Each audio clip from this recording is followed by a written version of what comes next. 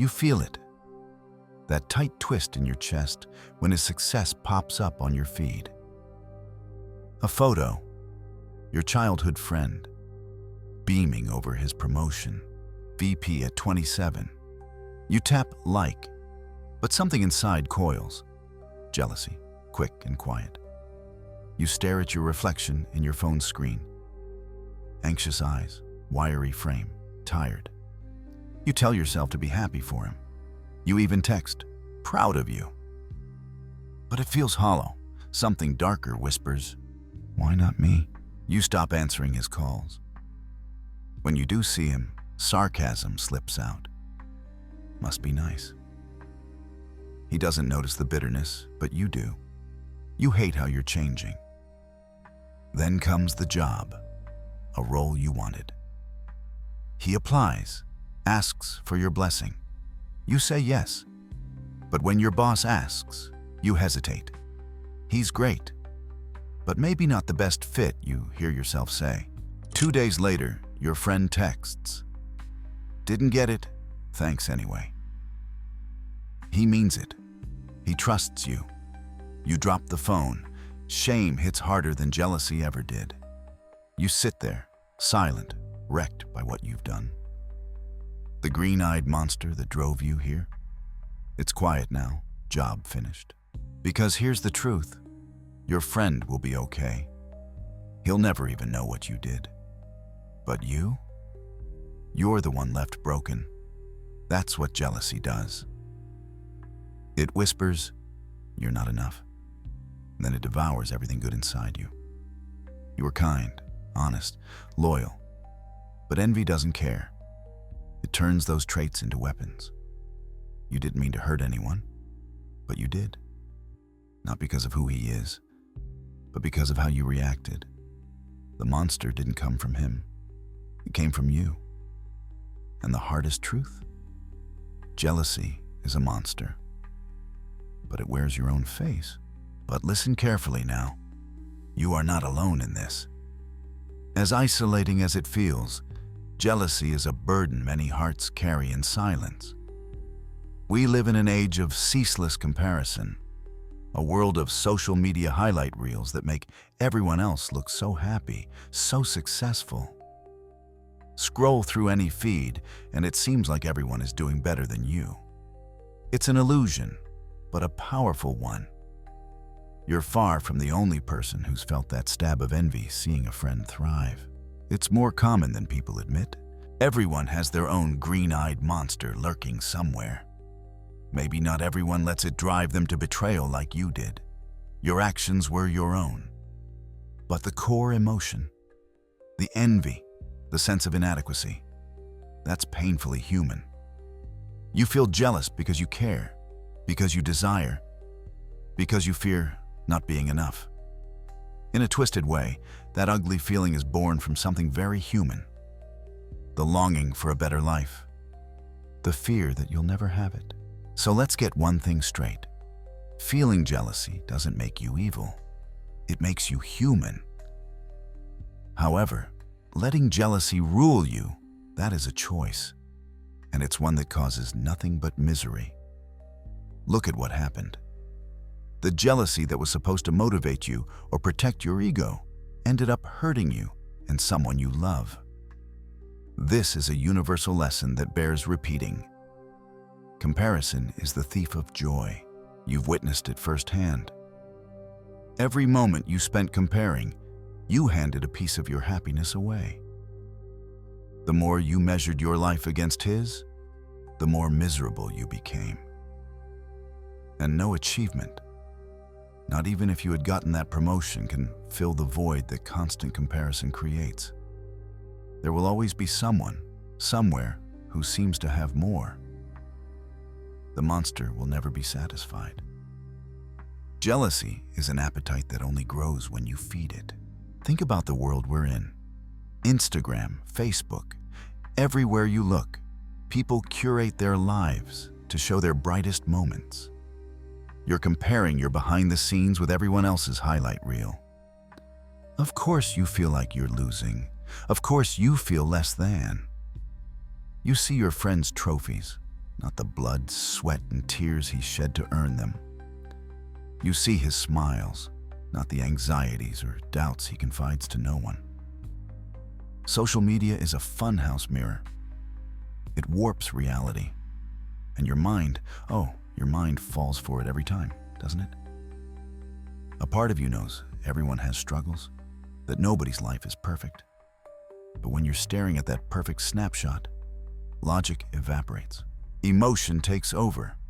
Why is he happy while I'm not? Psychology has a name for this: social comparison. We all do it, often unconsciously, sizing ourselves up against others to determine our worth. In small doses, it can push us to improve. But in overdose, especially fueled by endless Instagram feeds, it's toxic. Studies even show heavy social media use can heighten envy and lower self-esteem. You've been living proof of that. Each time you scrolled and compared, you added a drop of poison to your heart. Drop after drop, day after day. And now, here you are, on the floor, poisoned by your own envy. It doesn't help that jealousy has deep roots in our primal brain. Once, long ago, comparing yourself to others had a survival function. Our ancestors had to compete for resources, mates, status in the tribe. If someone had an advantage, feeling jealous might have spurred you to try harder, to fight for your share. Jealousy was like an alarm bell. I'm falling behind. I might starve. I need to catch up. But in the modern world, this ancient alarm misfires constantly. There is no life or death competition at the watering hole. Yet your brain reacts to a friend's success as if it's a threat to your existence. It triggers that fight or flight stress. Your heart races, your mind races with it, flooding with anxiety and, yes, resentment. But your rational mind knows, deep down, his success doesn't actually take away from yours. There isn't a fixed amount of happiness or prosperity in the world. His win isn't your loss. And yet it feels like it, doesn't it? Feelings aren't logical. That green-eyed monster is a primal creature. It doesn't understand reason. It only knows hunger and fear. Hunger for what others have. Fear that you'll never have enough. So, what do we do now? How do you face this ugly truth and not let it destroy you? You've reached a turning point right here on this cold floor of regret. And as much as it hurts, there is an opportunity in this pain. The opportunity to change. Together, let's take a hard look at this monster and figure out how to tame it. How to stop it from ever driving you to this darkness again. It starts with a decision. The decision that you have suffered enough at the hands of your own envy. Enough. You've paid the internal price over and over. And now your friendship has paid a price too. No more. You must decide that jealousy will not run your life from this moment on. That decision is the first ray of light in the darkness. You take a deep, shuddering breath. Slowly, you stand up from the floor, knees weak, heart heavy but resolute. Enough. Wiping your eyes, you know what you have to do. It's the hardest thing, but you have to do it. Take responsibility.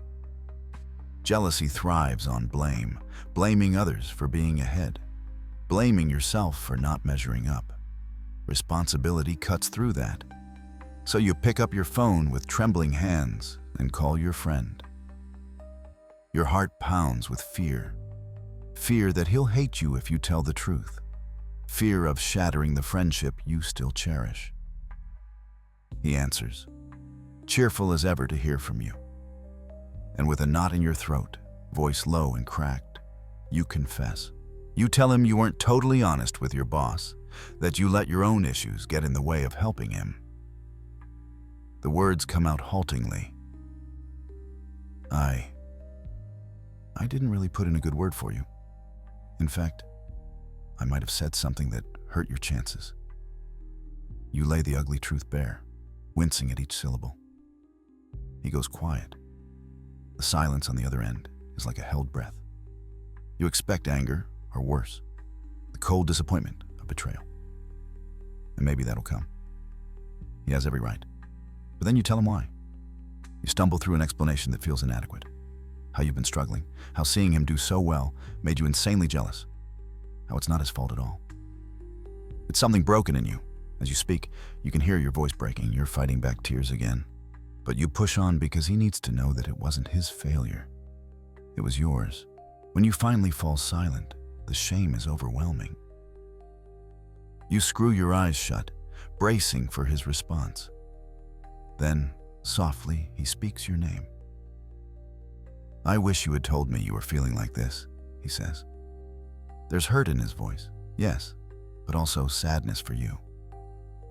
You blink in surprise as he continues. "I get it. I felt that way too, you know? Maybe not with you, but with others. It's human." A ragged breath escapes you. Is that understanding? You confess how sorry you are, words tumbling out. "I'm so sorry. You didn't deserve that. You deserve everything good. I was just so..." He cuts you off gently. "Jealous, yeah. I'm not happy about what you did, but I appreciate you telling me. That takes guts." Now you really do start crying because you don't deserve this kindness. Yet here it is. In that moment, something shifts. That iron grip of shame on your soul loosens just a little. You realize this friendship might survive after all if you work to mend it. You know it'll take time to rebuild his trust, and that's okay. It's worth it. As you hang up after a painful, honest conversation, you feel lighter. Not lighthearted, not by a long shot, but lighter. Like you set down a boulder you've been carrying for far too long. Not everyone gets such grace from someone they hurt, and you know it. You got lucky. But whether he had forgiven you or not, one thing is certain. You had to do this. Owning your mistake, shining a light on that shadow inside you, was crucial. Because you can't fight an enemy you refuse to see. By admitting your jealousy, you dragged that green-eyed monster out of the shadows. It hates the light. It starts to shrink from it. And now, you can understand it for what it is and deal with it. So let's talk about that. What now? How do you keep this from happening again? How do you transform this ugly feeling into something healthier? This is where wisdom, both ancient and modern, comes in to guide you. Think of what different traditions have said about envy, because people have been battling this monster for millennia. In Buddhism, jealousy is recognized as a form of suffering, a state of mind that causes immense pain. Buddha taught that all suffering comes from attachment, craving for things to be a certain way, clinging to what we desire. Can you see it? You became attached to the idea that you must have what your friend has to be happy. You clung to a narrative that life is a competition. That attachment birthed your envy and fed it until it raged out of control. Buddhist wisdom gently reminds us, when you hold on to jealousy, it's like holding a hot coal with the intent of throwing it at someone. The one who gets burned is you. And you've been burning alive inside, all from your own grasping. So what's the antidote? Buddhism offers a beautiful concept called mudita sympathetic joy, the pleasure in another's good fortune. It sounds almost foreign when your heart is full of envy, but think about it. What if you could feel genuinely happy for your friend's success?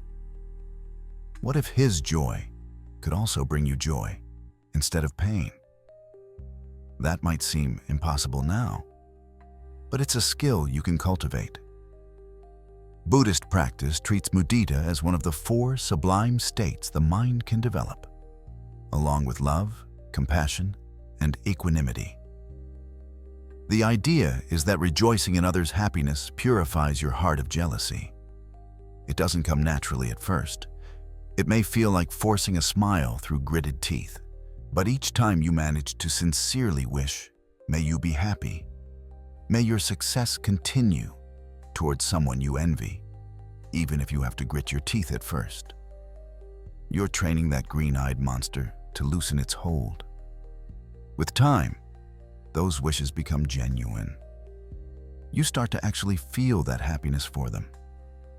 And miraculously, you find that you suffer less because you can't feel sincere joy for someone else and bitter envy at the same time. They cannot coexist. One will push out the other. Mudita is the water that douses the flames of jealousy. Now consider Taoism, the ancient Chinese philosophy of living in harmony with the Tao, the flow of life. The Taoists teach about contentment and simplicity, about recognizing enough. Lao Tzu, the legendary sage, famously said, "When you realize nothing is lacking, the whole world belongs to you." In other words, when you stop obsessing over what others have, you start seeing that you have what you actually need. Jealousy is built on the lie that life is zero-sum, that someone else's more is your less. Taoism flips that script. It urges you to drop out of the race that only exists in your head. Contentment is a radical concept in a society of endless comparison. It means appreciating your own path, however winding or slow it may be, and trusting that it's yours. The Taoist perspective would say, don't envy. Don't strive to follow someone else's timeline. Let go of the urge to compare and compete endlessly. It's like two trees growing side by side. One is tall and blossoms early. The other is shorter and blooms later. Neither is better. Each follows its own nature. If the shorter tree spent all its energy envying the taller, it would stunt its own growth. But by simply being, growing at its own pace, it can one day bloom just as beautifully in its own time. You are that second tree. Acceptance of yourself, of the present moment, is key. The world owes you nothing and owes him nothing either. Things are simply as they are. By accepting that, you can find peace. The follower of the Tao might remind you that chasing after what others have is a sure way to lose your balance. Instead, do your work, then step back. Lao Tzu also said, the only path to serenity. Focus on your own journey. Do your best, then let go. Life will unfold as it will. There is peace in that, and no room for envy when your heart is filled with patience and trust in the process. Even modern psychology echoes these ancient truths.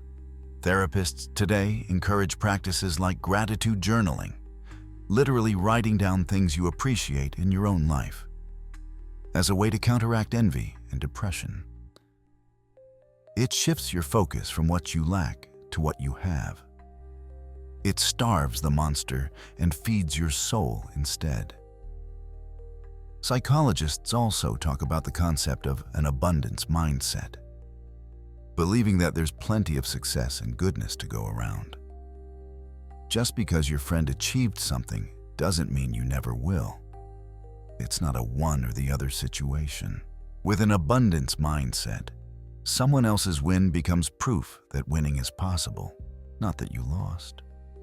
It can inspire rather than threaten you. This isn't just self-help fluff. It's a cognitive reframing technique that can literally rewire thought patterns. Every time you catch yourself thinking, he's ahead of me, you reframe. We're on different journeys. Good for him. My time will come in my own way.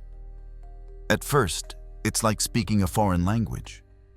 But repeat it often, and your heart will start to understand. So, you have all this insight now, from your own painful experience, from wisdom of various kinds. What will you do with it? Knowledge is useless if you don't apply it. Now is the moment of transformation. if you choose it. Take a look inside. That jealousy, that shame, it's all energy. Dark, painful energy, yes, but energy that can be redirected. You can transform it into determination to improve yourself, or into motivation to celebrate and learn from others, or into fuel for personal growth. The same force that once said, "I want what he has," can become, "I'll work for what I want," or "I'll find my own success."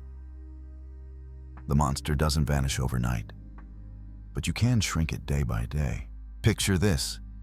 The next time your friend, or anyone, shares good news, a promotion, a new house, a victory, you feel that familiar twinge. The green-eyed creature stirs out of habit. But now you notice it immediately. Instead of letting it take over, you pause and take a breath. You remind yourself, his success is his. It doesn't diminish me. You consciously choose to smile and say, "Congratulations, I'm really happy for you." Maybe at first it's a bit forced, but you stick with it. And afterward, in private, you deal with your feelings constructively. Maybe you journal out your envy instead of letting it fester. Maybe you hit the gym to blow off steam. Maybe you double down on your own goals, using his success as inspiration rather than an indictment of your life. This is progress. Each time you refuse to feed the monster, it grows weaker. Each time you genuinely support someone you used to envy, the monster starves a little more. And what grows stronger instead is you, the real you, the one who actually is happy when others do well, because it doesn't threaten your identity anymore. In the aftermath of your confession and the wisdom you've embraced, you start to change in small ways. You catch yourself comparing less. You scroll a bit more mindfully or take breaks from the endless feeds that once fueled your envy. One day, your friend calls you with good news. Yes, more success on his end. For a split second, you feel the old pang. But then you remember the pain jealousy caused, and you choose differently. You congratulate him with your whole heart. To your surprise, you mean it this time. You actually feel a warm swell of joy for him. It's subtle, but it's there. A genuine smile on your face after that call. When you hang up, you don't fall into a spiral of self-pity. Instead, you reflect, "I'm happy for him, and I'm working on me." You realize you're on your way to finding your own path, and his news doesn't derail you from that. That moment, that quiet, private victory, is huge. It's the beginning of freedom. Make no mistake, the battle with jealousy isn't won in a day or a week. It might be something you grapple with for years, maybe even a lifetime in small doses. But now, you have awareness. Now you have tools to deal with it. Jealousy can no longer sneak up on you unseen and fill your heart with poison while you smile on the outside. You've seen its destructive power, and you'll be on guard. When it arises, you'll face it head on. I see you, jealousy. I know you're born of my insecurity and fear. I won't let you control me. With practice, that automatic flood of envy can diminish. What used to be a roaring monster might become a mere whisper one you can consciously choose to ignore or even silence with a better thought. And you know what else? As you fill your life with more gratitude and purpose, there's less room for envy anyway. When you're focused on your own growth, learning a new skill, nurturing a relationship, pursuing a career goal that matters to you, you have less time and mental bandwidth to obsess over someone else's life. You start competing with an earlier version of yourself instead of your friend or your colleague or some influencer online. You measure progress in how you improve, not how you rank. And that is liberating. It turns life from a bitter contest into a personal journey. You begin to trust that things will happen for you when they're meant to, as long as you put in the work and stay open. Now, as we near the end of this journey, take a moment and breathe. You've been through the fire of envy and come out scorched but wiser. You confronted the worst in yourself and discovered that it doesn't have to define you. In fact, it can guide you to something better if you let it. Jealousy showed you how desperately you want certain things: success, recognition, happiness. And maybe that means those things are important to you. You can use that knowledge. Instead of letting jealousy turn to bitterness, let it reveal your deepest desires and then set it aside. Focus on those desires as motivations, not as yardsticks of comparison. Your friends' achievements don't set the timeline for yours. Write your own story at your own pace. To anyone listening who sees themselves in you, drowning in envy, ashamed of it, maybe even acting out because of it, know this: you can change. You are not doomed to be consumed by the green-eyed monster. The first step is honesty, admitting it, at least to yourself. Yes, I feel jealous. Yes, it's eating me alive. There's no shame in acknowledging the feeling. It's the actions that matter. Then realize that this feeling doesn't have to dictate your actions. You can feel it and still choose to do right, to be kind, to rise above it. Every time you do, it will lose a bit of its power. Seek to understand what your jealousy is telling you about what you value, and then focus on improving yourself rather than undermining others. Practice gratitude daily. Literally list things you're thankful for, however small. It trains your mind to see abundance, not scarcity. Practice mudita, congratulate others, even when it's hard, until it isn't hard anymore. Practice contentment. Remind yourself that your path is unique and can't be compared fairly to anyone else's. Remember that saying, comparison is the thief of joy. It's true, but here's the good news. You don't have to let the thief in.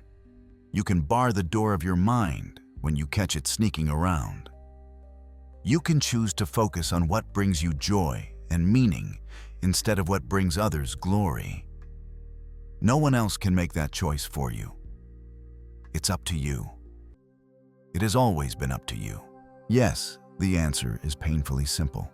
Let go. Let go of the obsessive comparisons, the scorekeeping, the idea that life is a competition you're losing. Let go of the narrative that you're not enough because someone else has something you don't. That story is not the truth. The truth is that you are enough, as you are, and you have the capacity to grow and achieve in your own right. The truth is that someone else's light doesn't dim yours. In fact, it can help show you what's possible. Once you let go, an amazing thing happens. You free up all that energy that was consumed by envy and redirect it to something useful. Your goals, your passions, your relationships. You start watering your own grass instead of staring jealously at your neighbors. And lo and behold, your grass starts to grow greener. So, will you do it? Will you make that choice, here and now, to stop letting jealousy control you?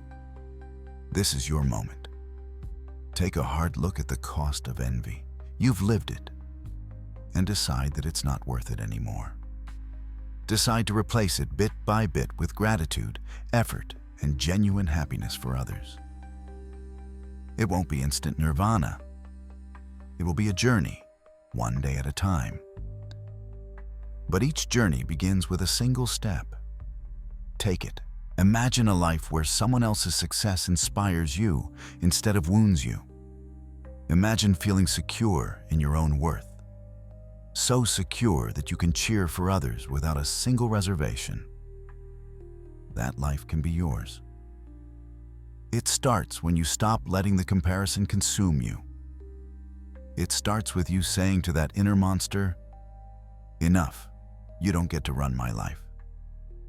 It starts with you choosing to be free, You stand there now, after all that's happened, a little bruised but unbroken and oddly hopeful. You've learned something profound about yourself. Jealousy may always knock on the door from time to time, but you don't have to invite it in for tea. You don't have to let it consume you. Instead, you can choose to let kindness, self-compassion, and mudita fill the space it once occupied. Where once you were blinded by comparison, now you begin to see with clarity.